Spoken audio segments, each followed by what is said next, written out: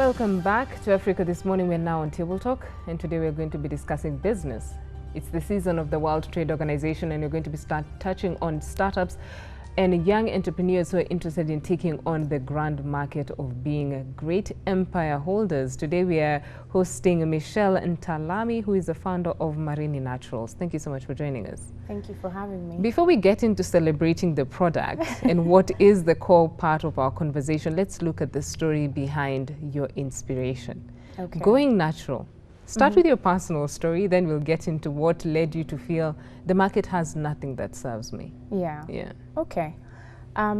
So first of all, thank you for having me in this interview. It's really nice to be here. Marini Naturals. Okay. So in 2013, I did what we call the big chop. I cut my hair.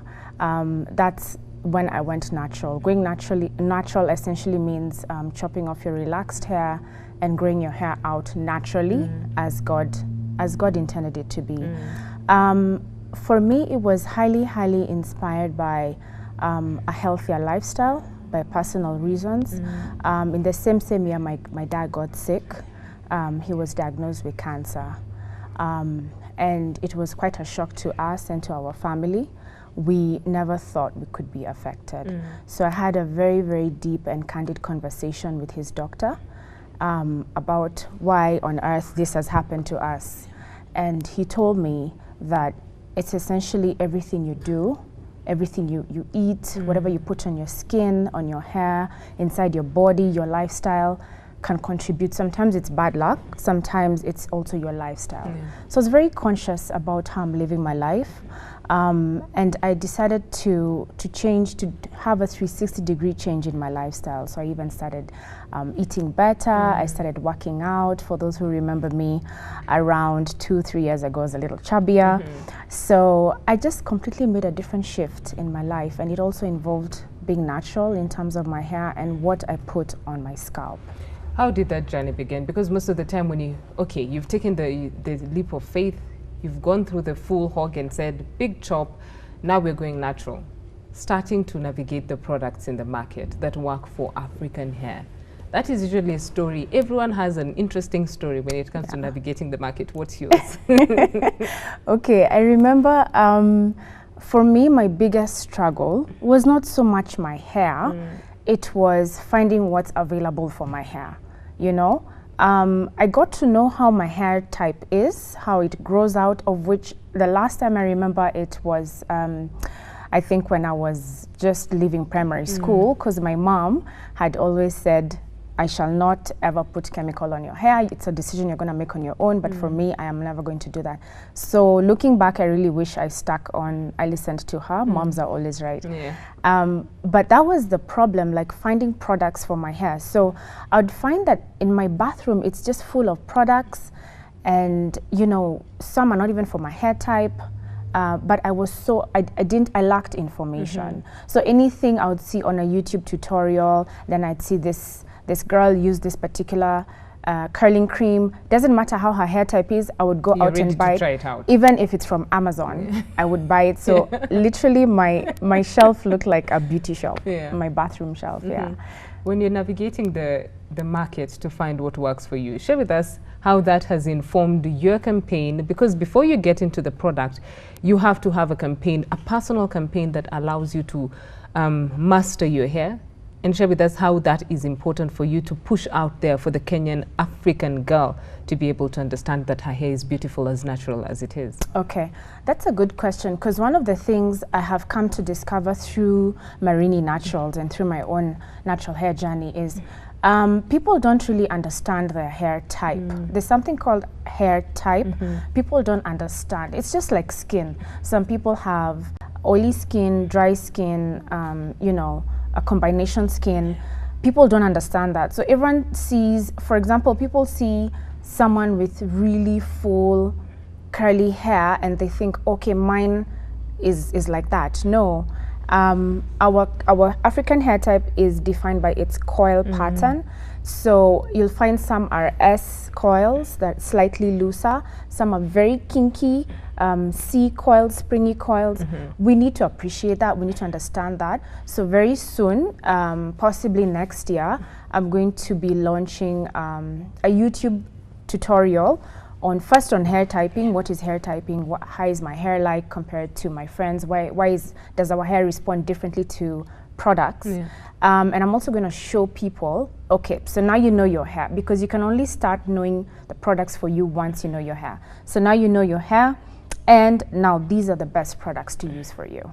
Yeah. When you're looking at the journey of getting to Marini, you said the introductory part, but we want to get to the part where you said enough is enough, I'm going to start off my own line.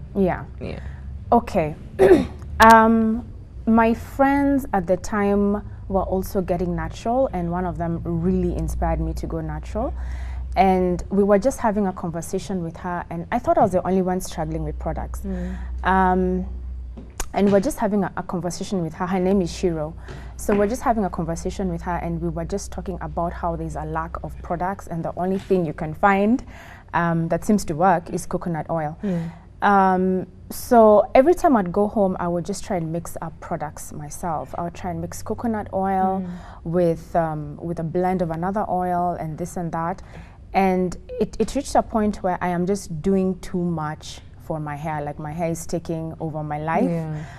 Products are taking over my bathroom. It's no longer a pleasure. It was becoming a pain. You wake up in the morning and the first thing you're thinking, okay, what should I slather onto my hair? So that you make so it that it looks good.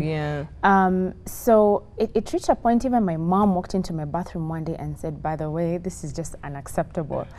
And at the time, I shared with her that, you know what, Mom, I'm actually thinking of doing this, because if I can mix products in my bathroom, in the kitchen, then I think I can come up with something good, and these products are actually working for me. So that's when we had a conversation with her. My mom is my partner in this. And she was like, I think that is a brilliant idea. It's about time you started making your own products, and I know they're going to be good, and you can also help other women to love their natural hair. Starting off with Marini. Congratulations. Thank you. First off, this is the first Kenyan all-natural brand that is out there to support women who want to go natural. Yes. How does it feel to be a trailblazer? And what does it take to be a trailblazer? At this point, you have the wisdom to give us words on that. Yeah. It's a scary feeling, and it's a very accomplishing feeling at the same time. My background is in design. I'm a designer, graphic and interior designer, and I'm also a marketer. So this was the last thing I ever thought I would do. Take up, Yeah, but in the beginning I was like, okay, I don't think, I battled with all these things, like maybe starting a natural hair care line is not my thing, because I didn't study cosmetic science or chemistry. But at the end of the day, all it takes is that fire in your belly and that passion to do what you want to do. And believe me, you will become that cosmetic scientist today. I can tell you a lot about ingredients in my products, in other products. People come to me, they're like, Michelle, what is panthenol? And I will tell them, because I took the time, because I love it so much, I took the time to study it for 2 years. I was just reading, just doing the background work, research. And today I'm so confident in my products and in ingredients and in what works. So being a trailblazer feels very good. It's good for somebody to come up to me and say, oh, Michelle, I love what you're doing. Finally, you've come up with something for my hair, for our hair. It's no longer, you know, in a YouTube tutorial far, far away. It's something that can work for me. And it's a very accomplishing feeling. When you're looking at the wisdom and the knowledge and the time that you've invested in setting up Marini, an interesting aspect that you pointed out is you didn't know what some of the chemicals were, but right now you do. You invested the time to get to know that. And isn't that the trap that we get into, especially in the African continent? With our African hair, we buy products that say they will do one thing, and we're not really sure what they will do for us, but they'll do more harm to our type of hair than they will do good. Yeah, that is very true.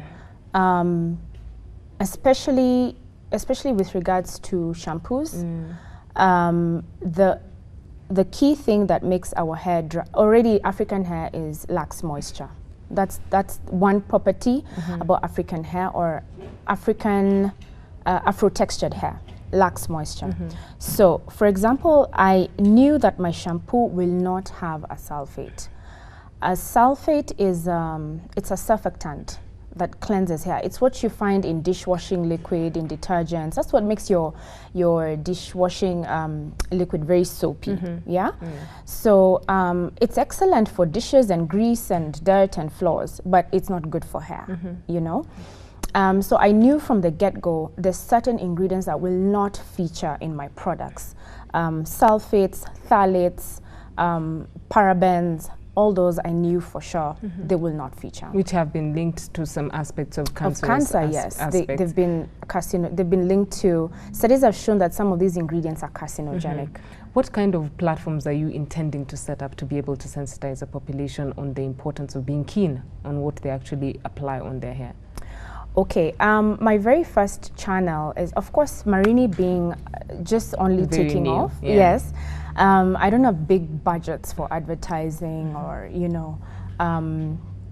So what I'm using and what I'm finding very, very effective is social media to just sensitize people. And that's what I'm talking about, launching my tutorial come next year. Ideally, it was meant to have launched before I launched the product, but people got a taste of the product and it just went viral. And I'm like, I'm not ready, you know? But social media is going to be, I would say Marini is a social brand. I do not want it to be a commercialized brand. I want it to be a social brand. What will make the difference between a social brand and a commercial brand? Great. So a commercial brand does not really take time. It doesn't have a personal touch. It's a brand you're just going to see. They are billboards splattered all over the country. There's TV ads, there's radio ads, there's activations going on in supermarkets, and there's no really education about the product. What is this product? You know, usually companies with big budgets are able to do that, which is fine, well and good. But turning to a social brand now, you start small, you start organically, you educate people. I'm the one who answers questions every day to my customers.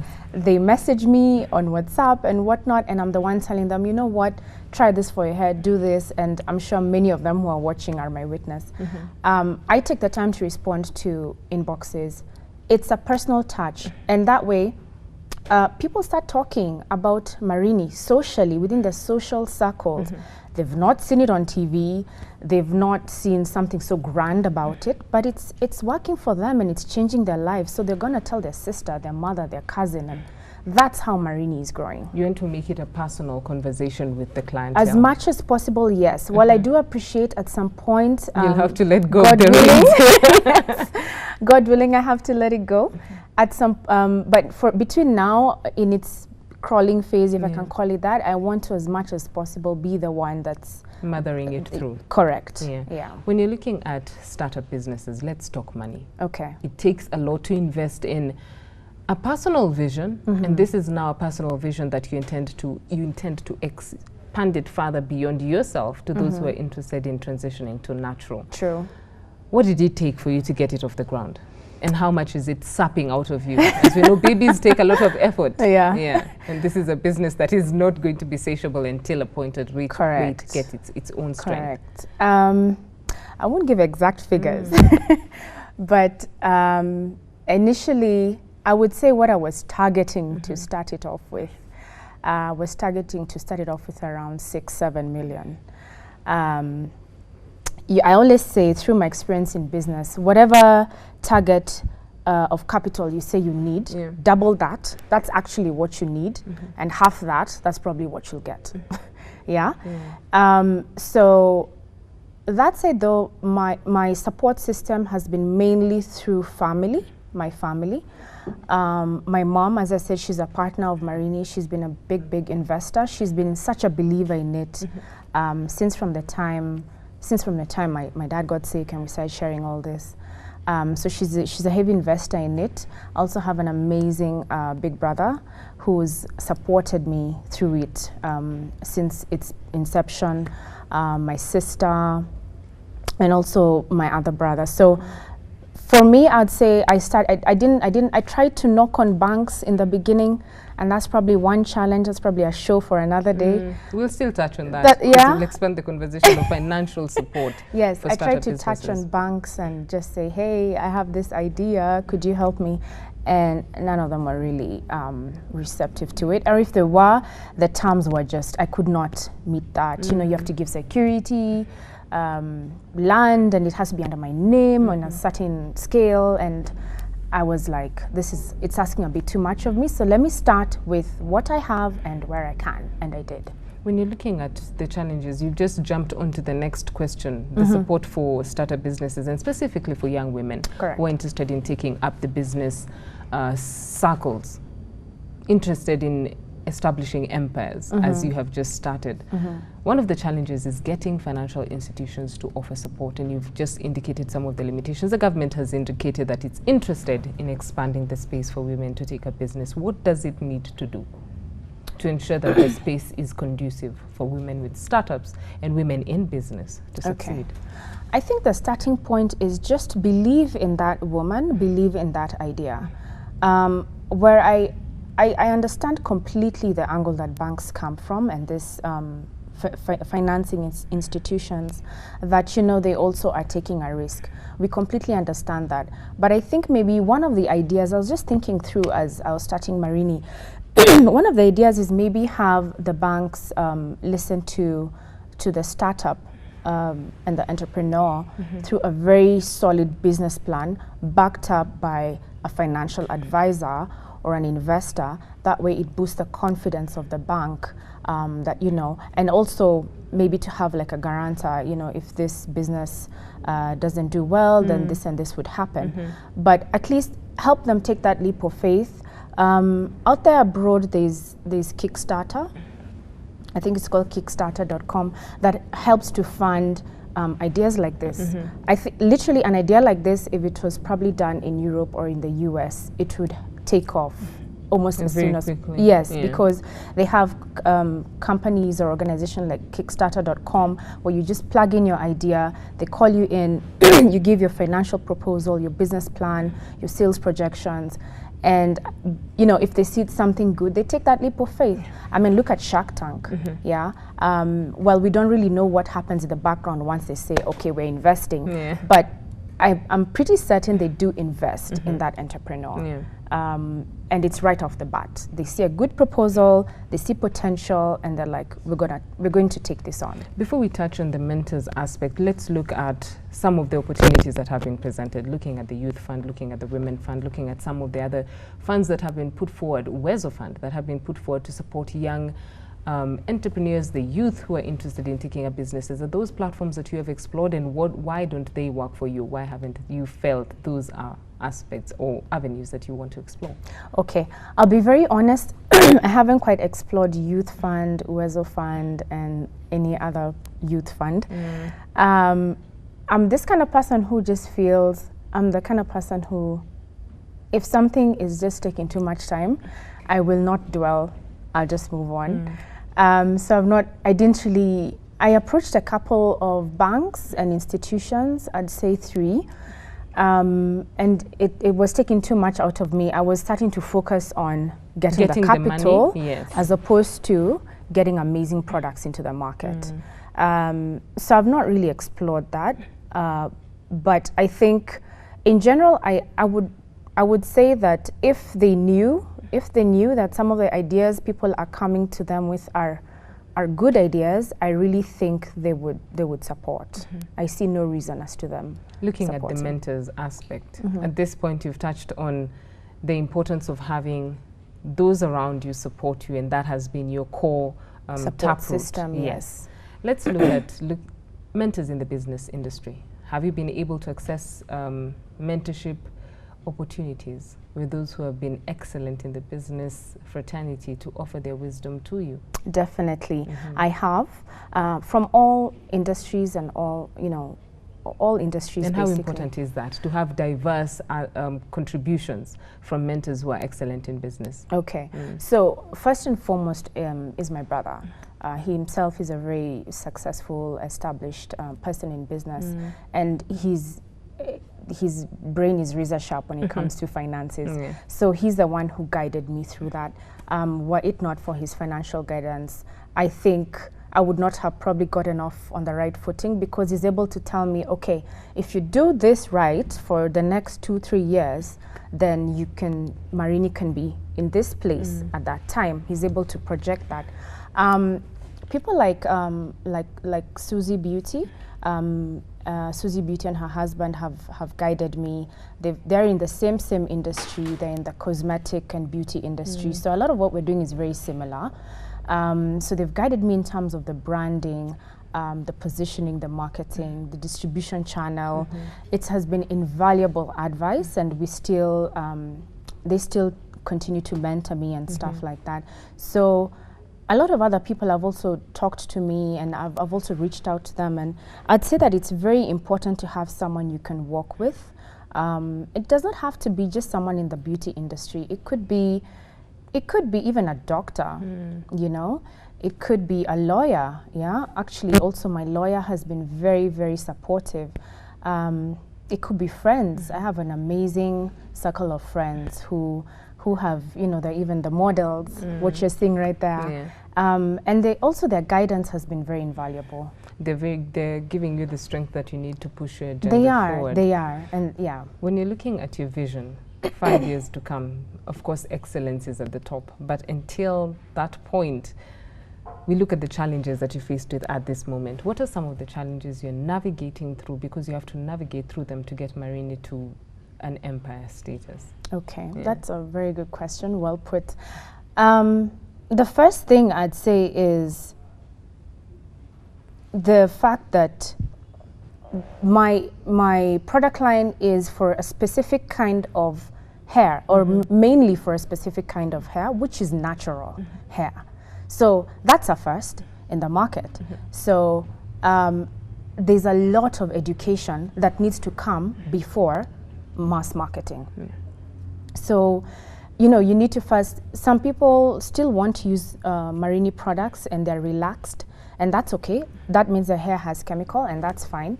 Some products that we have also work amazing for relaxed hair, but our core target is those who have gone natural. The products are made to enhance their beautiful curl patterns, to keep the hair moisturized, to keep it more manageable. So one of the main challenges is market education, because you get somebody with extremely kinky hair, really kinky, wanting to, seeing her friend who has softer hair and has used the gel and the curls have popped, and she thinks that as soon as she slathers on the gel, her curls is going to look like that, and it's not. That's not how it happens. So one of the things is market education, which, as I've mentioned, I'm embarking on very rigorously next year. Another thing I would say is also the fact that, yes, having big budgets does help, you know. Marini is small, it's in its starting phase.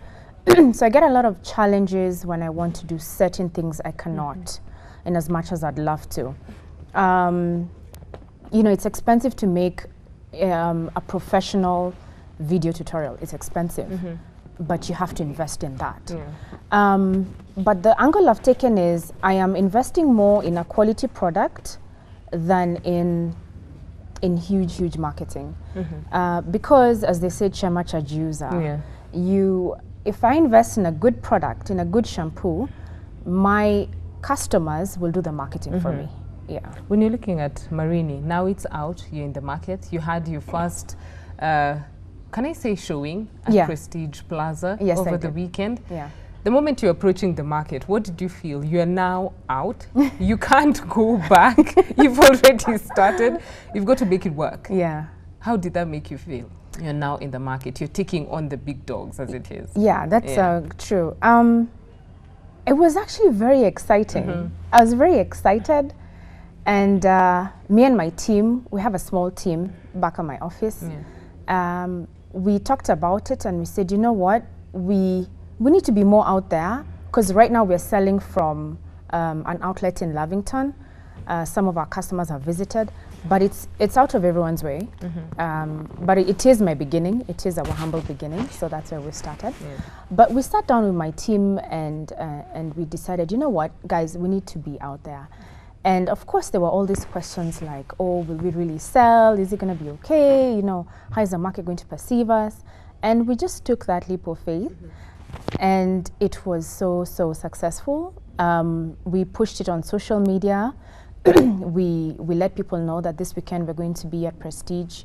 We didn't really know how the turnout was going to be, but we had people coming, and this particularly a very funny scenario I remember is we had guys, men, coming with just looking at their phones and saying, I have been sent to take the curling gel. Like 3-4 men just coming and saying that. One of them messaged us and said, my wife won't let me breathe until I get the products in Prestige Plaza. So it was met with such warmth, and I'm so thankful to everyone who What vision can we anticipate from Marini, even as you're taking on the market? I wouldn't want to request for you to expose some of the strategies that you're going to be taking up, but what would you want to change in the way African women in Kenya, specifically before you take on the continent, approach going natural? Care for their natural hair. Well, first and foremost, they say charity begins at home. So I want to start with my fellow Kenyans, with my fellow Kenyan market before I diversify heavily into other countries. My vision for Marini is a brand, a quality natural hair care line that can guide a woman, that can be a woman's best friend when it comes to her natural hair journey, from shampoo right up to styling. You don't need any other product. That is my vision for Marini. It's 100% Kenyan, by the way. So that already resonates with most people, that it's made locally, it's made in Kenya. And also the fact that its ingredients also support local farmers. My coconut oil comes from Mombasa, avocado from Nakuru and stuff like that. But that aside, I do want Marini to be your hair partner, your natural hair partner in your natural hair journey. I liked the conversation that we had before you came for the interview when you mentioned that we as the African women usually walk into our womanhood not really appreciating what our hair is all about. Maybe you can give the Kenyan woman a word to be able to understand that we are born with this hair, we need to care for it as it is. Appreciate your differences. You know, we're not all the same. We're different, and that's what makes us beautiful. That's what makes us unique. Get to know your hair. If it means you chop it off, chop it off. I chopped mine off, literally boy short. I did not transition. And I started knowing, oh, this is... To better understand how your hair grows and what it is all about. Exactly. So I started knowing this is how my hair is. So get to understand your differences. Your friend could be extremely kinky. You're more of a looser curl. There's someone who's in between. There's no good hair. There's no bad hair. There's only damaged hair. So in the course of Marini, I've come to see a lot of my customers come and say, oh, my friend has really nice hair. Mine is kinky. Who said that your friend's hair is better than yours? We did a soft launch about a month ago. It was called Curl Talk, where we invited, the event organizers invited Felicia Leatherwood, who's a natural hair guru, to come and talk about hair. And Felicia actually said, according to her as a stylist, actually the most kinkiest hair is her favorite in terms of styling. So these are some of the things that people with super kinky hair need to hear to feel. Just because your hair is very tightly coiled does not mean it's bad. There's no good hair or bad hair. There's only damaged hair. And Marini is coming to also help those with damaged hair.